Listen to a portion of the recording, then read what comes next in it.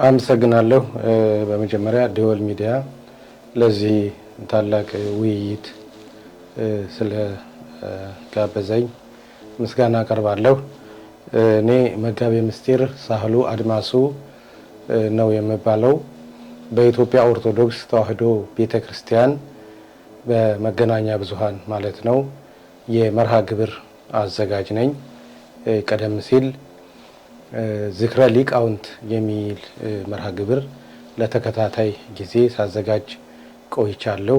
አሁን ደግሞ አብነቶቻችን የተሰኘ መርሃ ግብር በቋሚነት ነው እያገለገልኩ ያለሁት።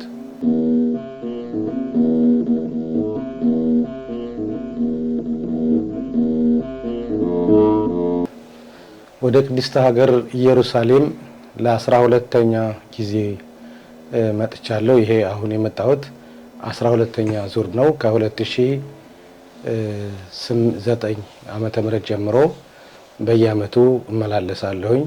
እንደዚሁም ደግሞ አንዳንድ ጊዜ በአመት 2 ጊዜም እመላለሳለሁ። ለአንድ 3 ጊዜ የመጀመሪያው ጉዞ በገዳሙ ነው ያረፍኩት።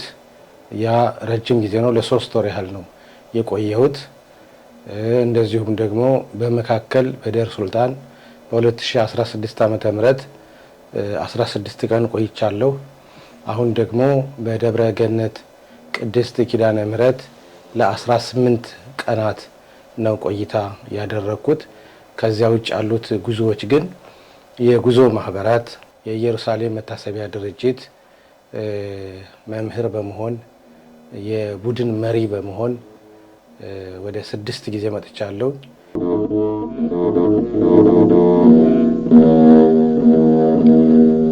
በተለይ ከጉዞ ጋር ከቡድን ጋር በምንጓዝበት ጊዜ የሚጎበኙ ቦታዎች አሉ፣ ለጎብኚዎች ክፍት የሆኑ ማለት ነው። በአራቱም አቅጣጫ እንደዚያውም ደግሞ ራቅ ብለን ወደ ሰሜን እስራኤል በመሄድ በየቦታው ጌታችን መድኃኒታችን ኢየሱስ ክርስቶስ ተአምራት ያደረገባቸውን ቅዱሳት መካናት ሁሉ እንጎበኛለን።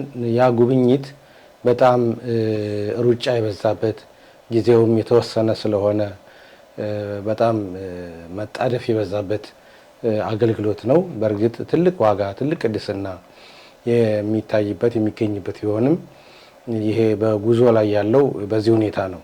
ነገር ግን የአሁኑ አመጣጤ ደግሞ በቀጥታ በብፁዕ አቡነ ሳዊሮስ የጠቅላይ ቤተ ክህነት ዋና ስራ አስኪያጅ፣ የደቡብ ምዕራብ ሸዋና የሸገር አህጉረ ስብከት ሊቀ ጳጳስ፣ በብፁዕ አቡነ ዲዮስቆሮስ የቅዱስ ሲኖዶስ ዋና ጸሐፊ፣ የራያ ሀገረ ስብከትና የማህበራት ማደራጃ መምሪያ ሊቀ ጳጳስ፣ በብፁዕ አቡነ ናትናኤል በቅድስት ሀገር ኢየሩሳሌም የኢትዮጵያ ኦርቶዶክስ ተዋሕዶ ቤተክርስቲያን ሊቀ ጳጳስ፣ በእነዚህ 3 አባቶች መልካም ፈቃድ ነው የመጣሁት። ከዚህ ደግሞ ዋና መጋቢ አባ ተክለ ሃይማኖት ኃይለ ማርያም፣ እንደዚሁም ደግሞ በአጠቃላይ ማለት ይቻላል የገዳሙ አባቶች በሚያደርጉልኝ ድጋፍ፣ ክትትል፣ እንክብካቤ በአጠቃላይ በደብረ ገነት ቅድስት ኪዳነ ምህረት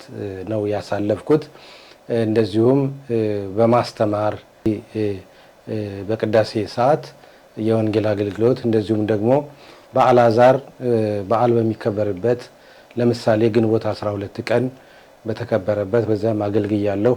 እንደዚሁም ደግሞ በደር ሱልጣን በተለይም የጰራቅሊጦስ ዕለት በብፁዕ አባታችን መልካም ፈቃድ አገልግሎት ሰጥቻለሁኝ እና ይህንን የስብከት አገልግሎት እንደዚሁም ደግሞ ጋዜጠኛ እንደመሆን መጠን በዚሁ በታላቁ ገዳም በገዳማቱ የሚካሄደውን የልማት ስራ፣ አስተዳደራዊ ስራ እንደዚሁም ደግሞ ስርዓተ ገዳሙን በተለይም ከታላቁ ሊቅ ከየኔታ መጋቢ አባ ገብረ ስላሴ ተስፋ ጋር በአጠቃላይ የ7ቱንም ገዳማት ታሪክ በመጠየቅ በመከታተል በመዘገብ ለኢትዮጵያ ኦርቶዶክስ ተዋሕዶ ቤተክርስቲያን ቴሌቪዥን ጠቃሚ የሆኑ ግብአቶችን ዘገባዎችን ሳከናውን ቆይቻለሁ።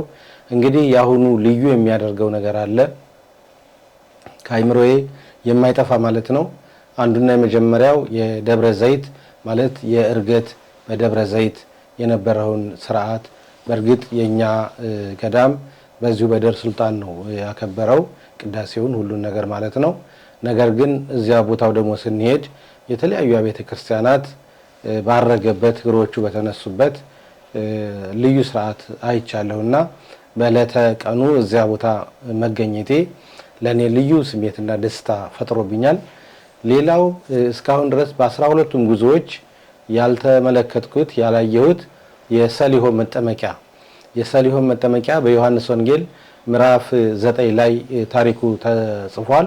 ጌታችን መድኃኒታችን ኢየሱስ ክርስቶስ ከመወለዱ ጀምሮ አንድ አይነ ስውር ነው የተወለደ ሰው ልጅ አግኝቶ እሱን በምራቁ ወደ መሬት እንትፍ ብሎ ምራቁን ከጭቃ ጋር አዋህዶ አይኖቹን ቀባና ሂደህ በሰሊሆም መጠመቂያ ታጠብ ብሎ ላከው። በዛም ሂዶ ይሄ ከመወለዱ ጀምሮ እውር ሆኖ የተወለደው ልጅ ታጥቦ አይኖቹ የበሩበት ያየበት ይሄንን ለመጀመሪያ ጊዜ በማየቴ ልዩ ስሜት ፈጥሮብኛል።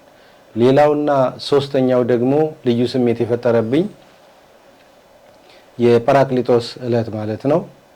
የጰራቅሊጦስ ዕለት በመጀመሪያ በደር ሱልጣን ገዳማችን ስርዓቱ በሙሉ ሲካሄድ አረፈደ። ቅዳሴውም ከዚያ በኋላ እንደ ኢትዮጵያ ሰዓት አቆጣጠር ከቀኑ 5 ሰዓት እንደ እስራኤል ወይም እንደ ፈረንጆች ሰዓት አቆጣጠር ደግሞ ከቀኑ 11 ሰዓት ላይ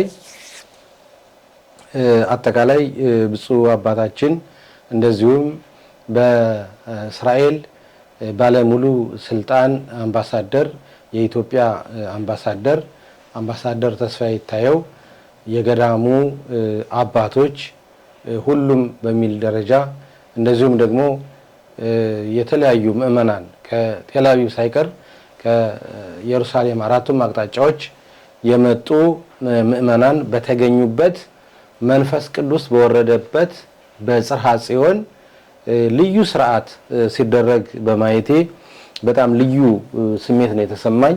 በዚህ ስርዓት ላይ የተለያዩ ጸሎተ ወንጌል ተደርሷል፣ ኪዳን ተደርሷል፣ ምህላም ተደርሷል፣ እንደዚሁም ደግሞ ትምህርት ተሰጥቷል። በተለይም ደግሞ ይህንን ፕሮግራም ልዩ የሚያደርገው ኢትዮጵያውያን ወገኖቻችን በዚህ በምድረ እስራኤል በሚያርፉበት ሰዓት ከጥንት ጀምሮ የሚቀበሩበት መካነ መቃብራቸው የት እንደሆነ ያንን በመጥቀስ አባቶች ጸሎት ሲያደርጉ ተመልክቻለሁ። ለምሳሌ በመጀመሪያ ኢትዮጵያውያን በጽርሐ ጽዮን መቃብራቸው እንደነበር፣ ከዛም ደግሞ በገዳመ ዮርዳኖስ፣ ከዛም በጌቴሴማኒ፣ ከዛም በምስካበ ቅዱሳን ማለት ቢታንያ አልዓዛር በአሁኑ ሰዓት ያለው ማለት ነው። በእነዚህ ቦታዎች ኢትዮጵያውያን መካነ መቃብራቸው እንደነበር ይህንን በመጥቀስ ልዩ ጸሎተ ፍትሐት ተደርጓል። በአጠቃላይ ከጥንቱ ጀምሮ እስካሁኑ ሰዓት ከዚህ ዓለም የተለዩ ወገኖቻችን በአጸደ ነፍስ ያሉ ወገኖቻችን በጸሎት ገዳማቱ ያሰቡበት ስለሆነ ይሄ ነገር ለኔ በጣም ልዩ ስሜት ፈጥሮብኛል።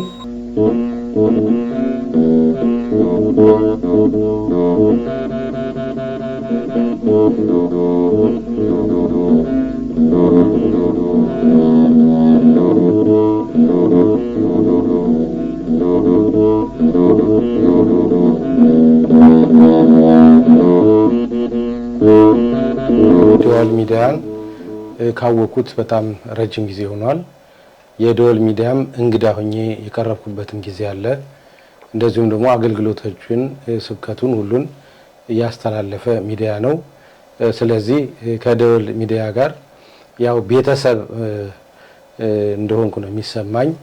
በሌላ መንገድ ደግሞ ደወል ሚዲያን የምረዳው በአጠቃላይ ለቅድስት ቤተክርስቲያናችን ካሏት ሚዲያዎች ካሏት ልሳኖች አንዱ ደወል ሚዲያ ነው ብዬ አስባለሁ። እንግዲህ በዋናው በኢኦቲሲ ስር ብዙ ሚዲያዎች አሉ። እንደዚሁም ደግሞ ክርስቲያናዊ ሚዲያ የምንላቸው ቤተ ክህነት ፈቃድ እየሰጣቸው የሚዘግቡ ክርስትናን የሚያስፋፉ ሚዲያዎች አሉ። ከዚህም ደግሞ ወጣ ያሉ ይኖራሉ። እነሱን ያው ወደ መስመር እንዲገቡ ነው የምናስበው። ስለዚህ ደወል ሚዲያን እኔ የተረዳሁት ወይም ደግሞ የማውቀው በቅድስት ሀገር ኢየሩሳሌም የኢትዮጵያ ኦርቶዶክስ ተዋሕዶ ቤተክርስቲያን ገዳማት ሚዲያ ወይም ልሳን መሆኑን ነው የማውቀው ማለት ነው።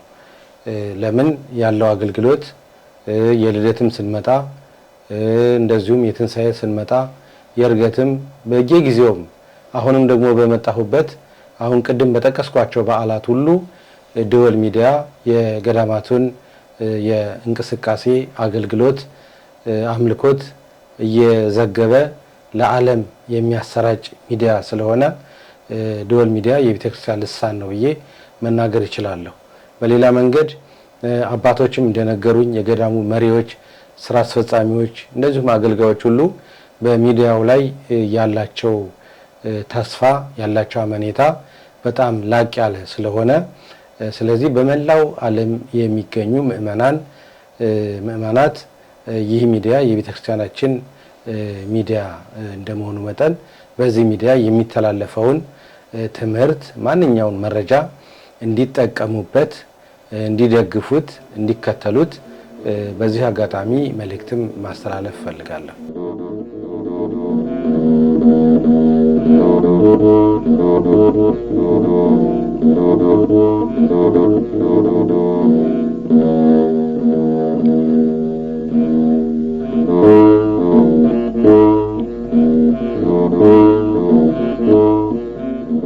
አስር ዓመት በላይ አንዳንዶቹ ለ30 ለ40 ዓመት የሚመጡ ተጓዦች ነበሩ።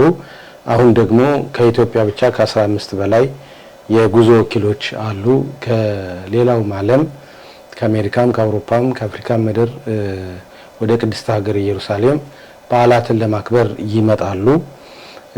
ነገር ግን ያው አንዳንድ ክፍተቶች ወይም ግድፈቶች እንመለከታለን። እነዚህ ግድፈቶች በዋናነት የምንጠቅሰው የኢትዮጵያ ኦርቶዶክስ ተዋሕዶ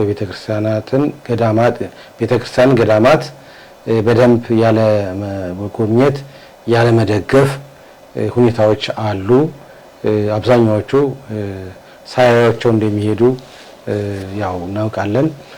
እንደዚሁም ደግሞ ከመጡም በኋላ በተለይ የጸሎተ ሐሙስ፣ የስቅለት፣ የቀዳም ስዑር፣ የትንሳኤ በእነዚህ ዕለታት መቼም ያው አገልግሎት ነው። በቤተክርስቲያን መስገድ ስጋው ደግሞ መቀበል ነው እንጂ ጉብኝት በዛ ሰዓት ማድረግ ዓላማን መሳት ነው። ስለዚህ በዚህ ወቅት አልፎ አልፎ አንዳንዶቹ ጉብኝት ነው የሚያካሂዱትና ይሄ ትክክል አለመሆኑን በአጠቃላይ አሁን በተጠቀሱት አበይት በዓላት በዓሉ በሚከበርበት የልደትም ቢሆን የልደት ቀን ጉብኝት ሳይሆን አገልግሎት መስጠት ነው ያለባቸውና ብዙዎቹ በዚህ ሁኔታ ክፍተት ይታይባቸዋል። አለመናበብም ይታያል እና በጣም ጥንቃቄ በተሞላበት ለበረከት መጥተው ታሪካቸውን አውቀው እንደዚሁም የኢትዮጵያ ኦርቶዶክስ ተዋሕዶ ቤተክርስቲያን በምድረ እስራኤል ያላትን ታሪክ አጠናክረው መሄድ አለባቸው። ምክንያቱም እነዚህ ገዳማት ወይም ታሪካችን ቀደም ባሉት ነገስታት፣ መኳንንት፣ መሳፍንት ጥረት ነው እዚህ የደረሱት። ነገር ግን ቀጣይነት እንዲኖራቸው ምእመናን እየተናበቡ ገዳሙን ማገልገል፣ መደገፍ፣ ታሪካችንን ማወቅ ያስፈልጋል ማለት ነው።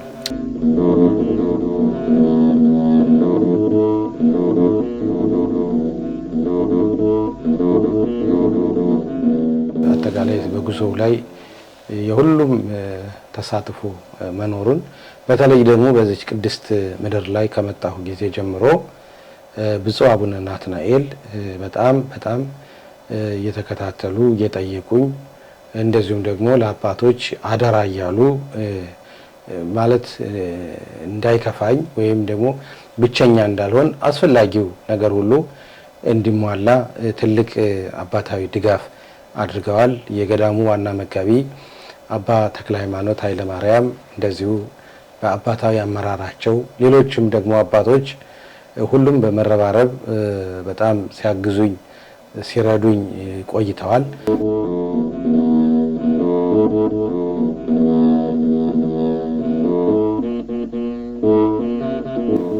ደወል ሚዲያንም አመሰግናለሁኝ።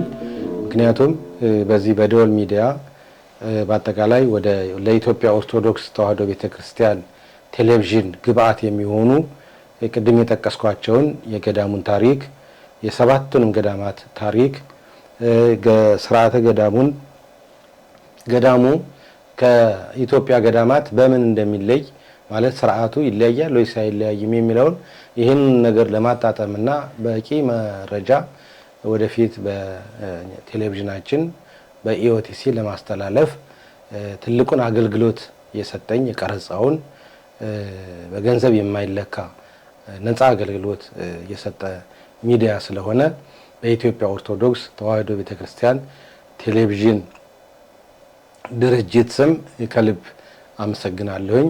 ሚዲያው እየተስፋፋ ተጨማሪ የቤተክርስቲያናችን ኃይል እንዲሆን ማለት ነው።